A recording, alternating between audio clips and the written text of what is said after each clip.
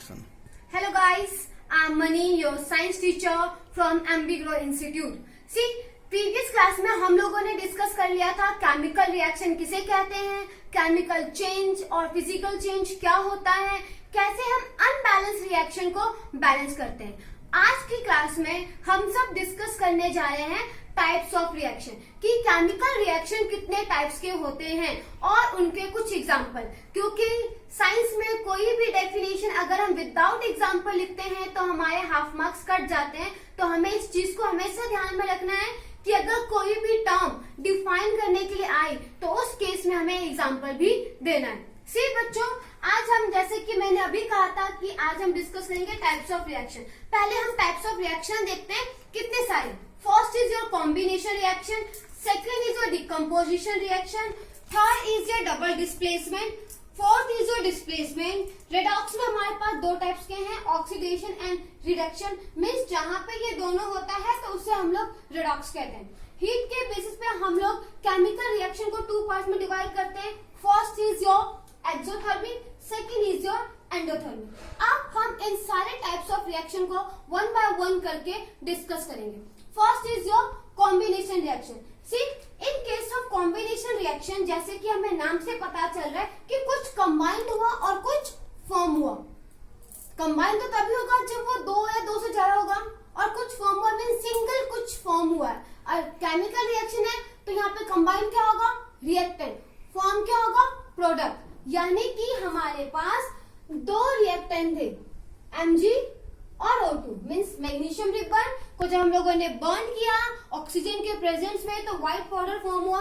So that is the magnesium oxide. See, इसको balance करना हम लोगों ने प्रीवियस क्लास में सीखा था. तो यहाँ पे हमारा 2 एंड यहाँ पे हमारा 2.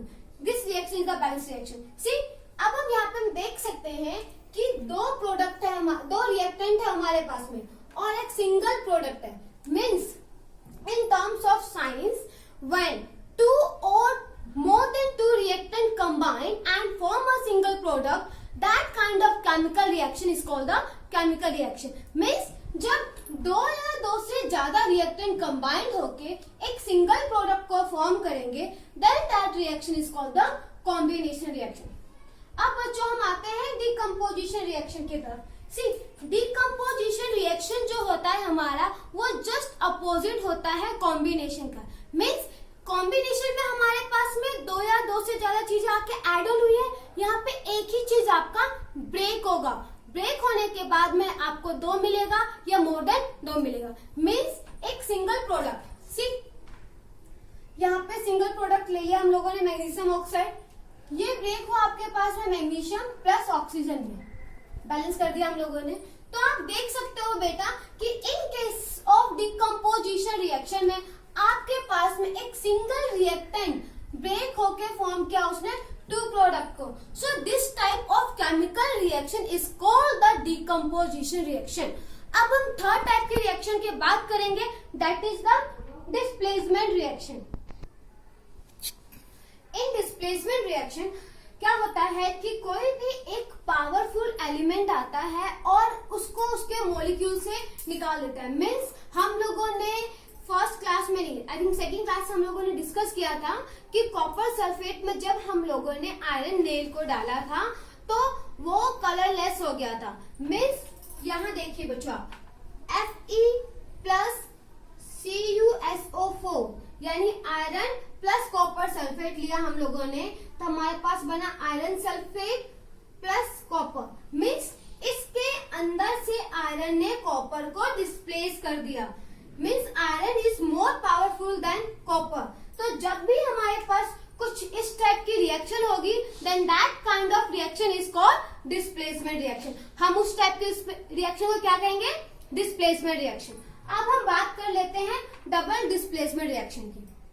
इसमें क्या होता है, एक्सचेंज ऑफ आयंस होता है. मीन्स दो एटम अपनी अपनी जगह को चेंज करते हैं. यहाँ पे ले लेते हैं हम example, sodium sulphate Na2SO4 plus हम लोग ले लेते हैं बेरियम क्लोराइड BaCl2.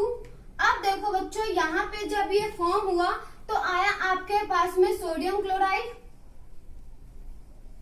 प्लस में बेरियम सल्फेट, यानी कि सोडियम और बेरियम दोनों ने अपनी अपनी जगह को चेंज कर लिया. So this kind of reaction is called the double displacement reaction. अब हम लोग डिस्कस करेंगे रेडॉक्स एंड हीट के बेसिस पे रिएक्शन को. अब हम डिस्कस करेंगे कि रेडॉक्स रिएक्शन क्या होता है. तो कोई भी केमिकल रिएक्शन जहां पे ऑक्सीडेशन भी हो और रिडक्शन भी हो, तो उस केमिकल रिएक्शन को हम लोग बोलते हैं रेडॉक्स रिएक्शन. सो बच्चों, रेडॉक्स रिएक्शन को समझने से पहले हमें ऑक्सीडेशन एंड रिडक्शन को समझना होगा. ऑक्सीडेशन का मतलब है ऑक्सीजन का ऐड होना एंड रिडक्शन का मतलब है ऑक्सीजन का लूज होना. तो हम इसको एक एग्जांपल के साथ समझते हैं. हम लोगों ने लिया कॉपर ऑक्साइड, इसको रिएक्ट करवाया हाइड्रोजन के साथ, तो हमें मिला कॉपर प्लस वाटर. सी, अब जहां पे ऑक्सीजन की एडिंग हुई है उसका ऑक्सीडेशन हुआ है, जहां पे ऑक्सीजन रिमूव हुआ है उसका रिडक्शन हुआ है. तो हम यहाँ देख सकते हैं हाइड्रोजन है, इसमें ऑक्सीजन ऐड हुआ है, तो हमारे पास है बेटा इसका क्या हुआ, ऑक्सीडेशन. अब कॉपर ऑक्साइड की बात अगर हम करें तो यहाँ पे आपके पास में ऑक्सीजन लूज हुआ, तो इसका क्या हुआ, रिडक्शन. मीन्स ऑक्सीजन ऐड हुआ हाइड्रोजन में, तो ऑक्सीजन हमारे पास में ऑक्सीडाइज हो गया. क्या हो गया, ऑक्सीडाइज. एंड कॉपर ऑक्साइड की बात करें तो इससे ऑक्सीजन लूज हुआ, तो इसका हो गया रिडक्शन. अब हम इसमें एक और टर्म डिस्कस करेंगे कि ऑक्सीडाइजिंग एजेंट क्या होता है एंड रिड्यूसिंग एजेंट क्या होता है. ये एग्जाम में क्वेश्चन आता है कि किसका ऑक्सीडेशन हुआ, किसका रिडक्शन हुआ, ऑक्सीडाइजिंग एजेंट कौन सा है एंड रिड्यूसिंग एजेंट कौन सा है. तो पहले हम बात कर लेते हैं ऑक्सीडाइजिंग एजेंट की. सी, जिसने ऑक्सीडेशन करवाया मीन्स जिसका खुद का रिडक्शन हुआ वो है ऑक्सीडाइजिंग एजेंट. यहाँ पे कॉपर ऑक्साइड को ले लेते हैं, इसका रिडक्शन हुआ मीन्स कॉपर की वजह से हाइड्रोजन का ऑक्सीडेशन हुआ, तो आपके पास में ऑक्सीडाइजिंग एजेंट क्या है, कॉपर. एंड अगर हम बात करें रिड्यूसिंग एजेंट की, तो किसके वजह से रिडक्शन हुआ, हाइड्रोजन के वजह से रिडक्शन हुआ, तो यहाँ पे हमारे पास रिड्यूसिंग एजेंट क्या है, हाइड्रोजन. तो आई होप आपको समझ में आ गया होगा ऑक्सीडेशन क्या है, रिडक्शन क्या है, ऑक्सीडाइजिंग एजेंट क्या है एंड रिड्यूसिंग एजेंट क्या है. तो बच्चों, जहां पे ऑक्सीडेशन एंड रिडक्शन दोनों हो तो उस रिएक्शन को हम लोग बोल देते हैं रेडॉक्स रिएक्शन. एक और एग्जांपल के साथ हम इस कंसेप्ट को समझते हैं सो दैट आपको ये अच्छे से समझ में आ जाए. सी, हम लोगों ने लिया जिंक ऑक्साइड प्लस हम लोगों ने इसको कार्बन के साथ रिएक्ट करवाया, तो हमारे पास फॉर्म हुआ जिंक एंड कार्बन मोनोऑक्साइड. यहाँ पे देखो जिंक ऑक्साइड था, जिंक ऑक्साइड से आपके पास वो ऑक्सीजन का लूज हुआ मीन्स इसका आपके पास में रिडक्शन हुआ है. And if we are talking about the carbon, तो कार्बन ने ऑक्सीजन गेन किया, कार्बन ने ऑक्सीजन गेन किया, तो इसका हुआ आपके पास में ऑक्सीडेशन. एंड यानी कि ये रिएक्शन क्या आपके पास में रेडॉक्स रिएक्शन है. क्या है, रेडॉक्स रिएक्शन. एंड बच्चों, अब मैं अगर आपको बोलूं कि इसमें ऑक्सीडाइजिंग एजेंट फाइंड करो या रिड्यूसिंग एजेंट फाइंड करो, तो कैसे करोगे. ऑक्सीडाइजिंग एजेंट कौन सा है, जिसका रिडक्शन हुआ है. रिडक्शन किसका हुआ, जिंक का. एंड रिड्यूसिंग एजेंट आपके पास में कौन सा है, जिसका ऑक्सीडेशन हुआ. तो ऑक्सीडेशन किसका हुआ, कार्बन का. So carbon is a reducing agent, carbon. ठीक है, तो आई होप आपको बेटा समझ में आ गया होगा कि रेडॉक्स रिएक्शन क्या होता है. अब हम डिस्कस करेंगे हीट के बेसिस पे जितने भी हमारे पास में टाइप्स ऑफ रिएक्शन है. अब हम डिस्कस करेंगे कि हीट के बेसिस पे हमारे पास केमिकल रिएक्शन कौन कौन से होते हैं. पहला exothermic, second one is endothermic.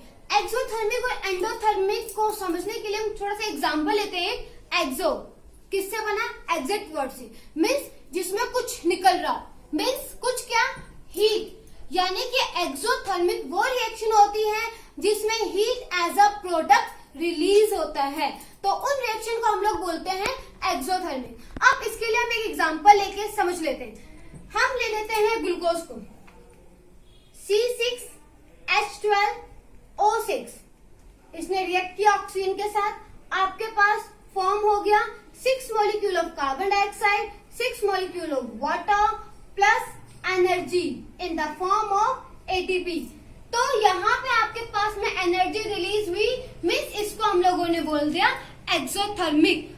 अब हम बात करते हैं एंडोथर्मिक। एक याद हो गया, यानी कि एंडो जस्ट उसका अपोजिट होगा, मीन्स इसमें हमारे पास में हीट या एनर्जी वो एब्जॉर्ब करता है उस रिएक्शन को कंप्लीट करने के लिए। यानी कि हम यहाँ पे ले लें 6 molecule of carbon dioxide, 6 molecules of water plus कुछ एनर्जी ले ले हम लोग बच्चों यहाँ पे, तो आपके पास में आ जाएगा C6H12O6 plus 6 molecule of oxygen. तो this is the example of the endothermic reaction, means exo में हीट रिलीज हुई, एंडो में हीट एंटर हुई। तो ये था आपके पास है एक्सोथर्मिक एंड एंडोथर्मिक। अब हम बात कर लेते हैं इस लेसन के लास्ट के 2 टॉपिक के बारे में, जो कि काफी इजी है एंड आपने स्टार्टिंग में से पढ़ा भी होगा छोटी क्लासेस में। सी फर्स्ट आपके पास में कोरेजन। कोरेजन क्या होता है कि जब भी कोई मेटल ऑक्सीजन यानी एयर और वाटर के कांटेक्ट में आता है तो वो ऑक्सीडाइज हो जाता है। ऑक्सीडाइज हो जाता है मीन्स उस पर ऑक्सीजन की एक लेयर आ जाती है, and that process is called corrosion. Corrosion से हमें मेटल को प्रिवेंट करना होता है, जिसको हम बाय पेंटिंग या बाय ऑयलिंग भी करते हैं। Next is your rancidity. Rancidity क्या होता है? ये भी काइंड ऑफ ऑक्सीडेशन होता है। जो भी हमारे पास में फूड होते हैं या फूड के जो जितने भी आइटम्स होते हैं, जो फैट्स हो या ऑयली हो, तो वो जब ऑक्सीजन के कांटेक्ट में आते हैं तो वो स्मेल करने लग जाते हैं, and that process is called the rancidity. इससे प्रिवेंट करने के लिए जो आप लोग चिप्स खाते हैं, कुरकुरे खाते हैं, तो उसमें देखते होंगे कुछ ना कुछ एयर फिल होता है।